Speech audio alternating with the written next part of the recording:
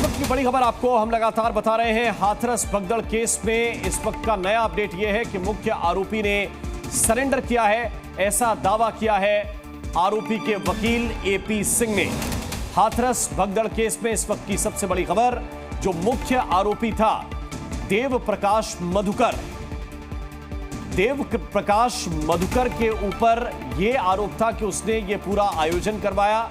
इस आयोजन में व्यवस्थाएं थी नहीं और व्यवस्था न होने की वजह से वहां भगदड़ हो गई, जिसकी वजह से 123 लोगों की जान चली गई। देव प्रकाश मधुकर को पुलिस ढूंढने की कोशिश कर रही थी, उससे पूछताछ करने की कोशिश कर रही थी। देव प्रकाश मधुकर के ऊपर इसके बाद 1 लाख रुपए का इनाम इसलिए रखना पड़ा क्योंकि देव प्रकाश मधुकर फरार था और उसके बारे में कोई सूचना नहीं मिल रही थी।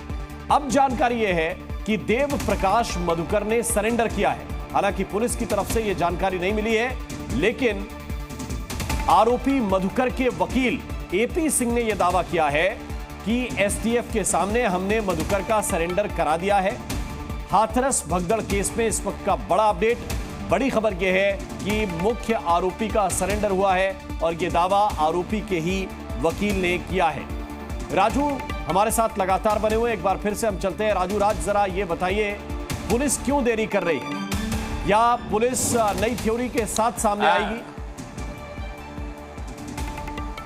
देखिए राम, मैं अभी की ब्रेकिंग न्यूज़ बता दूं आपको कि जो दावा किया जा रहा था उसकी पुष्टि सूत्रों के हवाले से ये है कि यूपी पुलिस ने अब इसको गिरफ्तारी कह रही कि देव प्रकाश मधुकर को गिरफ्तार कर लिया गया है। और ये भी बताया गया है कि दिल्ली के नजफगढ़ के एक अस्पताल में देव प्रकाश मधुकर का इलाज चल रहा था। ईसीजी रिपोर्ट नॉर्मल आने उसकी गिरफ्तारी हुई है, ये दावा किया गया है। और जो सूत्र हमारे बता रहे हैं कि अब यूपी एसटीएफ ने देव प्रकाश मधुकर को गिरफ्तार होने की बात कबूल कर रही है। यानी एक तरफ एपी सिंह ने सरेंडर कराने का दावा किया, वहीं चूंकि कानून की नज़र में सरेंडर कोई भाषा नहीं होती है, इसलिए यूपी पुलिस ने देव प्रकाश मधुकर को गिरफ्तार कर लिया गया है।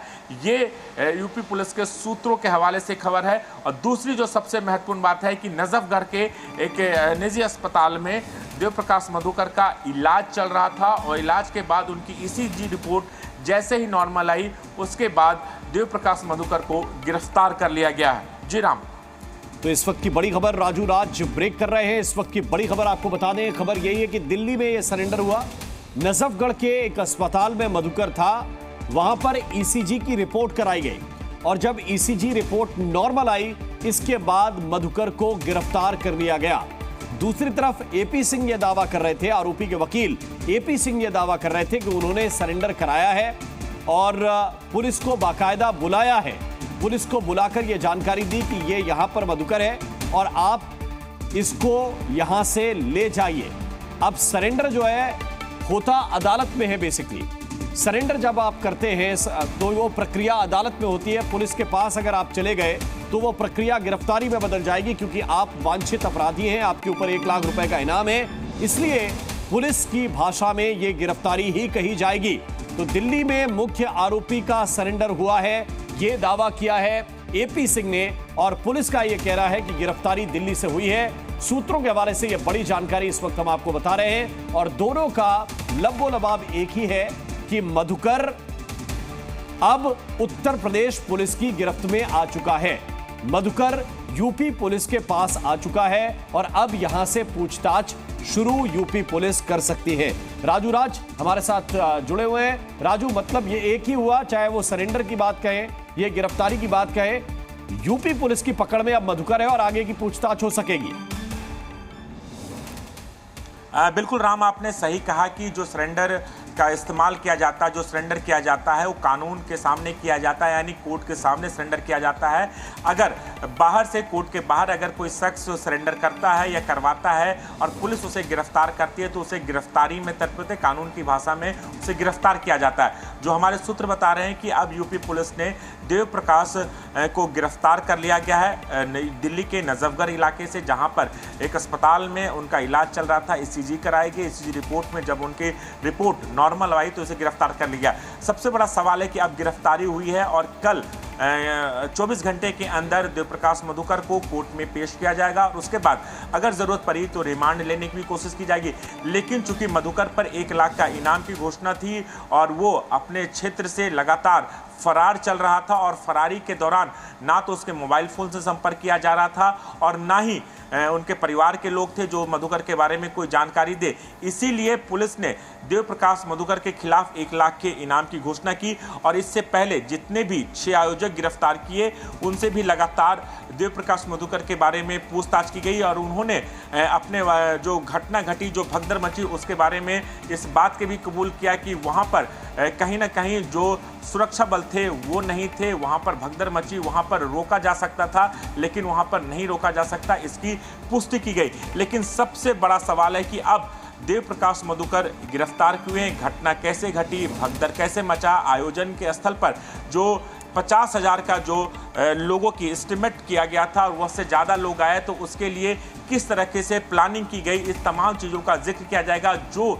123 लोगों की मौत हुई, उस मौत के पीछे जिम्मेदार कौन है, घटना के बाद बाबा क्यों भागते हुए नजर आए, पूरा काफिला भागते हुए नजर आ रहा, जो उनकी नारायणी सेना थी उसकी क्या भूमिका थी, क्या उन लोग को रोक सकते थे, क्या नारायणी सेना जो बाबा के सिक्योरिटी में लगी हुई थी उस नारायणी सेना ने धक्का मुक्की की, ये तमाम रिपोर्ट एसआईटी की जांच में भी सामने आई थी और उस रिपोर्ट के बाद ये तमाम चीज़ें सामने आई, जिसके बाद मधुकर की गिरफ्तारी के लिए 1 लाख के इनाम की घोषणा की गई और उस इनाम की घोषणा के बाद लगातार मधुकर फरार हुए थे। लेकिन आज दोपहर के बाद से इस पूरे मामले में जो वकील हैं एपी सिंह वो एक्टिव हुए, वो तमाम बाबा के तमाम आश्रम पे जगह, तमाम उस ठिकानों पे गए, पीड़ित परिवार से मुलाकात की।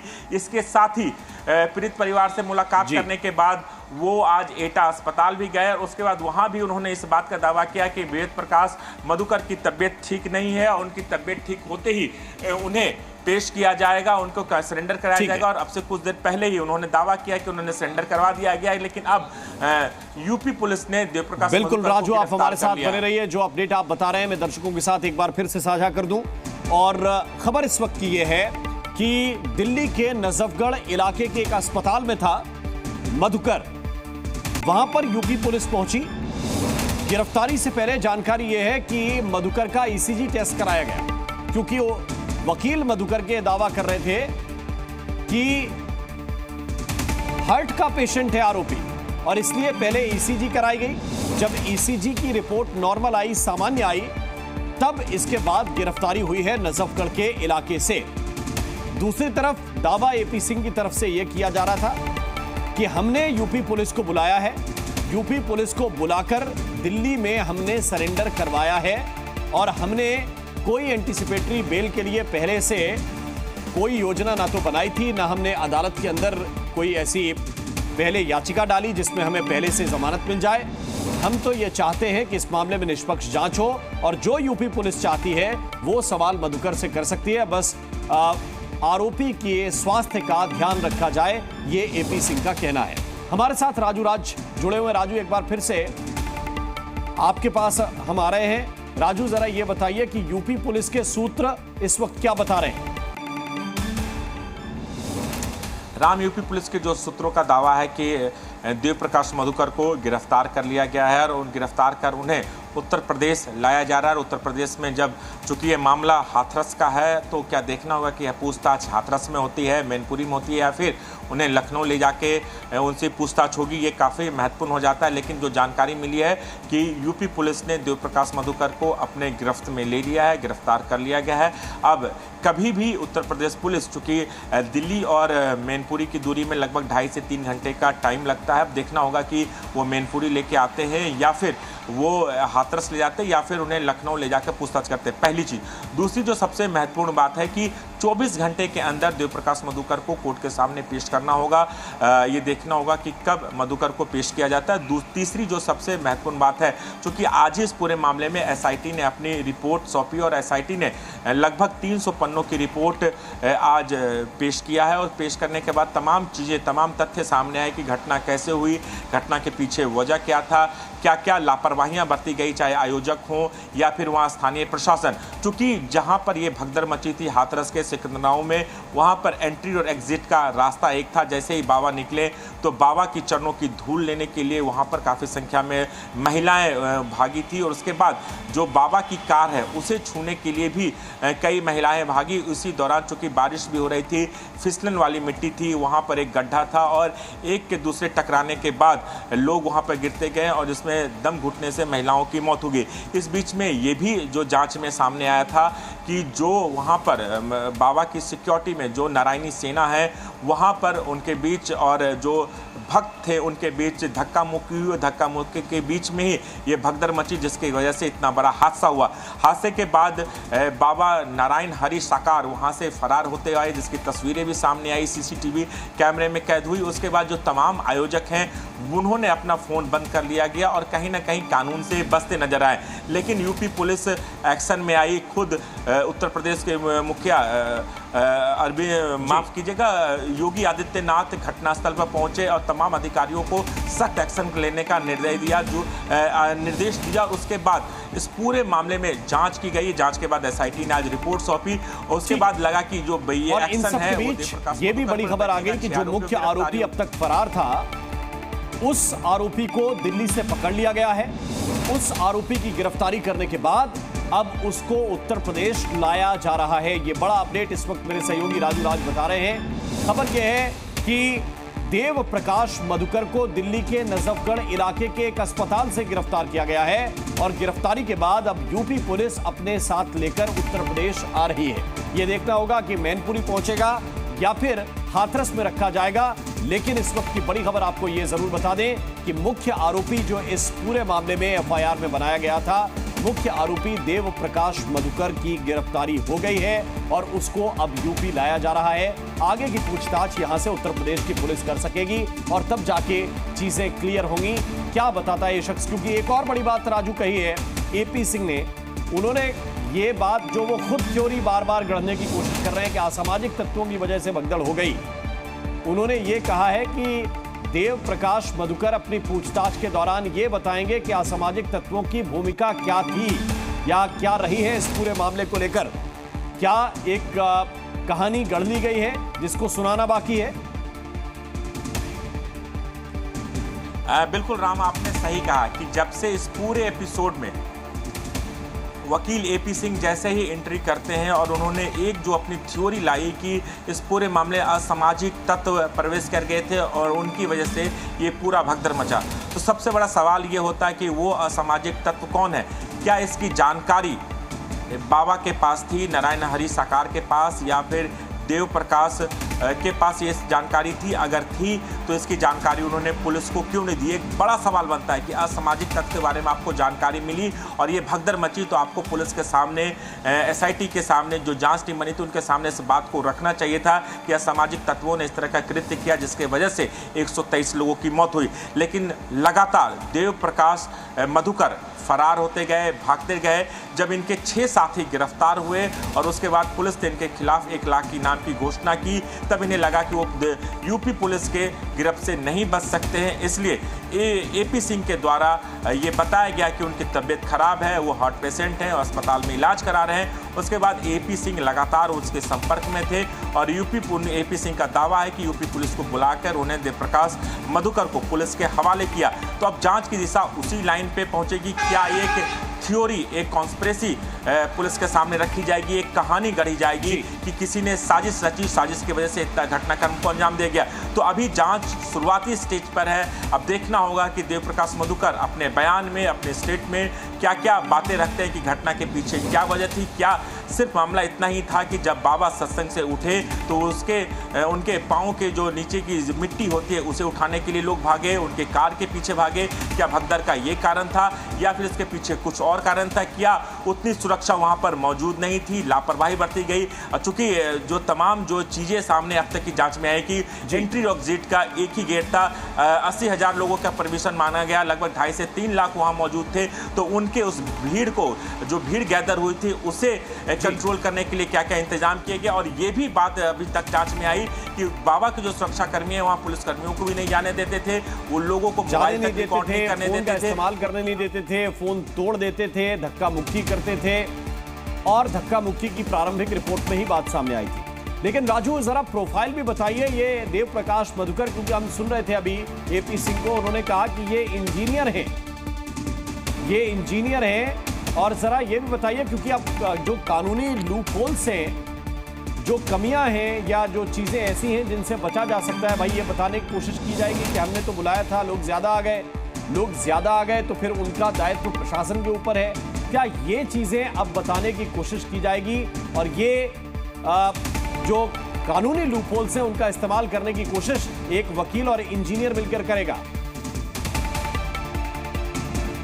देखिए, निश्चित तौर पर राम, चूंकि अपने बचाव में देव प्रकाश मधुकर जितने हथकंडे हैं वो अपनाएंगे, और चूंकि एपी सिंह इन तमाम चीज़ों को भली भांति जानते हैं, दिल्ली के सुप्रीम कोर्ट के लॉयर हैं, जाने माने वकील हैं, और उन्हें इस बात का जानकारी है कि कानून में कहाँ लूप होल्स है जिसके तहत वो अपने क्लाइंट को बचा सकते हैं। और यही वजह है कि उन्होंने सबसे पहले जो अपना स्टेटमेंट दिया वो ये स्टेटमेंट दिया कि असामाजिक तत्वों ने भीड़ में गड़बड़ी की, जिसकी वजह से भगदड़ मची।